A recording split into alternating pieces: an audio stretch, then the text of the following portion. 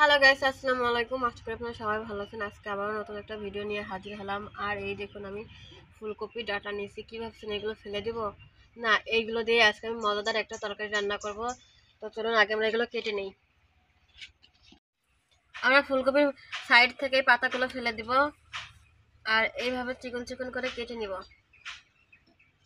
এই দেখুন, আমাদের ফুলকপির ডাটা কাটা হয়ে গেছে। আর এর ভিতরে যে সাদা শ্বাসটা আছে এটা আমরা এবার কেটে নেব।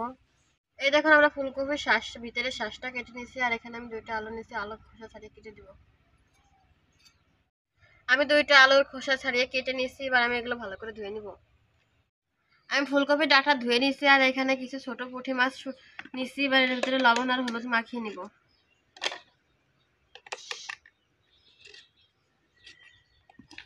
এবার এগুলো মাখিয়ে আমি সাইডে রেখে দিব। আর আমি চুলায় একটা কড়াই বসিয়ে দিছি। এবার আমি জাল ধরিয়ে নিব। আমি জাল ধরিয়ে নিছি আর আমাদের কড়াইও গরম হয়ে গেছে। এবার এর ভিতরে পরিমাণ মতো সয়াবিন তেল দিয়ে দিব। আর দিয়ে দেবো কিছু পেঁয়াজ কুচি, কিছু কাঁচামরিচ ফালি। এবার এগুলো দিয়ে আমি 2 মিনিটের মতো ভেজে নিব। আমি 2 মিনিটের মতো পেঁয়াজ মরিচ ভেজে নিচ্ছি। এবার এর ভিতরে দিয়ে দেবো 1 চামচ রসুন বাটা। আর দিয়ে দেবো 1/2 চামচ জিরের গুঁড়ো, স্বাদ মতো লবণ, আর দেবো 1 চামচ হলুদের গুঁড়া। এবার এগুলো দিয়ে আমি মশলা কিছুক্ষণ ভেজে নিব। আমি কিছুক্ষণ মশলা ভেজে নিচ্ছি। এবার এর ভিতরে অল্প পরিমাণে পানি দিয়ে দিব। আর আমি 3 মিনিটের মতো মশলাটাকে ভালো করে কষিয়ে নিব। ফিরে এলাম 3 মিনিট পরে। এই দেখুন, আমাদের মশলার উপর দিয়ে কিন্তু তেল ছেড়ে দিচ্ছে। এবার আমরা ধুয়ে রাখা ফুলকপির ডাঁটা আর আলু দিয়ে দিব। এবার এগুলো দিয়ে আমি আরো 2 মিনিটের মতো ভালো করে কষিয়ে নিব।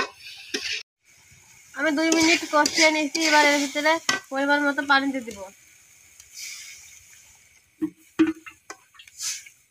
এবার আমি একটা ঢাকনা দিয়ে ঢেকে দিব আর 10 মিনিট আস্তে আস্তে রান্না করে নেব। ফিরে এলাম 10 মিনিট পরে। এবার আমরা ঢাকনা নামিয়ে নিব। আর এই দেখুন, আমাদের ফুলকপি ডাঁটা কিন্তু অনেকটাই সিদ্ধ হয়ে গেছে। এবার এর ভিতরে লবণ আর হলুদ দিয়ে মাখিয়ে রাখা মাছগুলো দিয়ে দিব। এবার এই মাছগুলো দিয়ে আমি আবার একটা ঢাকনা দিয়ে ঢেকে দিব আর 6 মিনিটের মতো রান্না করে নেব। ফিরে এলাম 6 মিনিট পরে। এবার আমরা ঢাকনা নামিয়ে নিব। আর এই দেখুন, আমাদের রান্না কিন্তু হয়ে গেছে। আমি আরো 1 মিনিটের মতো এই পানিটা শুকিয়ে নিব। ফিরে এলাম 1 মিনিট পরে। এই দেখুন, আমাদের তরকারিতে কিন্তু কোনো রকমের পানি নাই। এবার আমি একটা বাটিতে উঠিয়ে নিব।